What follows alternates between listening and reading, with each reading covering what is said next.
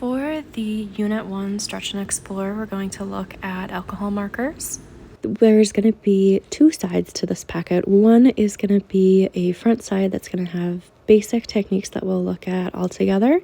And then the second portion is going to be a shading activity you're going to do yourself. And then lastly, you're going to do an explorative drawing, kind of thinking of style or subject matter that you want to use. As you grab that packet, I would say open it up so that one sheet is not under the other. And then the other things you're going to grab is going to be a set of markers for your table. For this worksheet, I would say start off just by grabbing two colors that are similar to each other on the color wheel. Think of what's going to blend together fairly well. And then you'll also grab out a blender. The blenders are going to be the markers that have it's kind of like a white or cloudy cap for most of them. And then for the marker sets, just a little bit about them. They have two tips to them. One is going to be a brush tip that's a little bit better for blending. The other side's going to be a chisel tip that's a little bit better for kind of filling things in more graphic work. And then as you get started, you're also going to grab a placemat. That's the yellow sheet that I have underneath. It's just going to keep any residue from going through to the table. So the first technique that we're going to look at is actually what to avoid. So you're going to pick out two of those colors and you are essentially going to kind of blend them together. Usually when I blend, I'll start with a lighter color first, go in with a darker color second, and then have those kind of merge and meet together.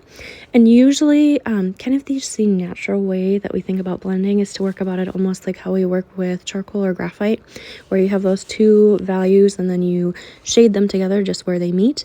With alcohol markers, that doesn't really work because the blender essentially pushes the pigment down into the paper, so it's going to make it kind of hazy and fade.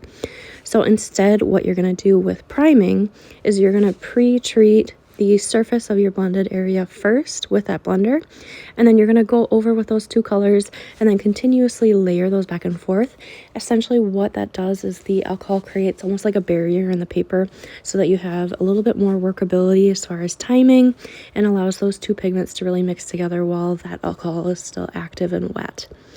And then third technique is just kind of if you forget to prime. So if you put down those two colors, instead of just priming or blending that area where they meet, you're going to go back over, prime the whole surface once again.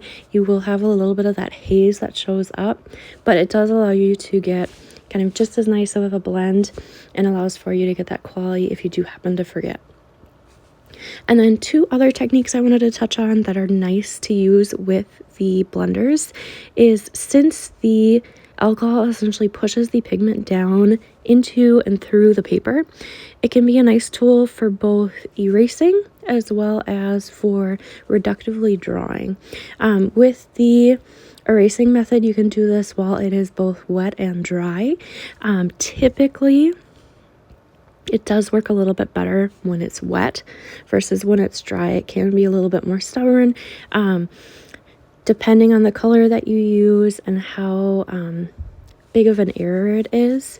Sometimes it's going to be more of just a slight correction.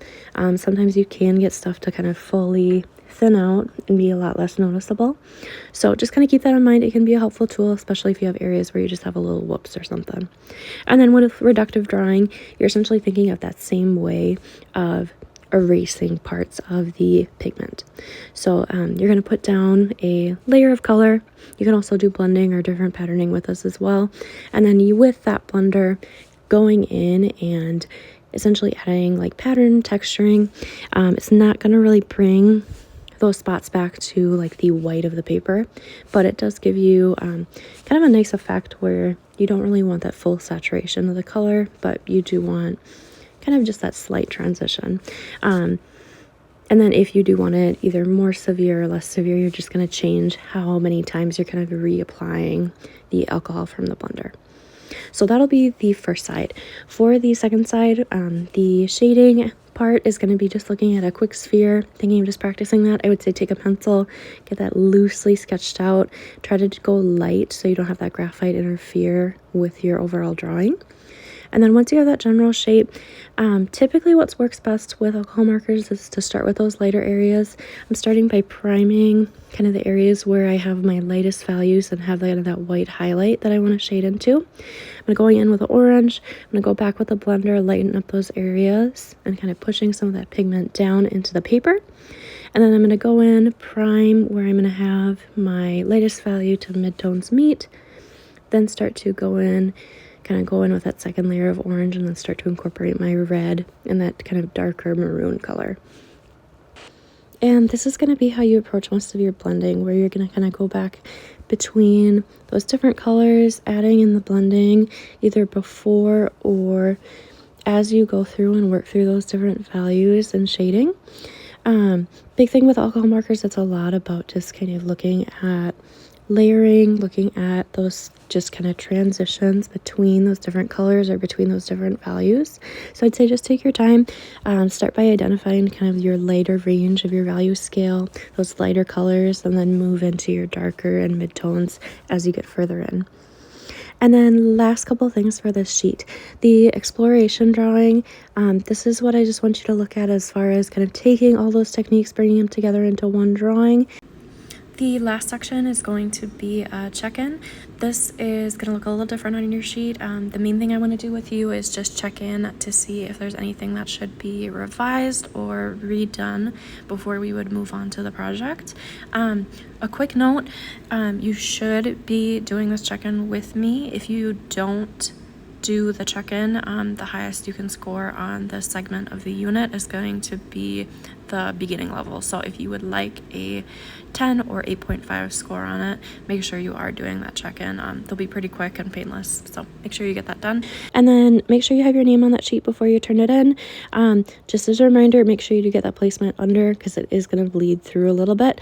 We'll also pull on these as we get into the sketchbooks as well, so you don't have to worry about that getting onto the table on those edges. Otherwise, that should be all. Let me know if you have questions. Otherwise, you're good to go.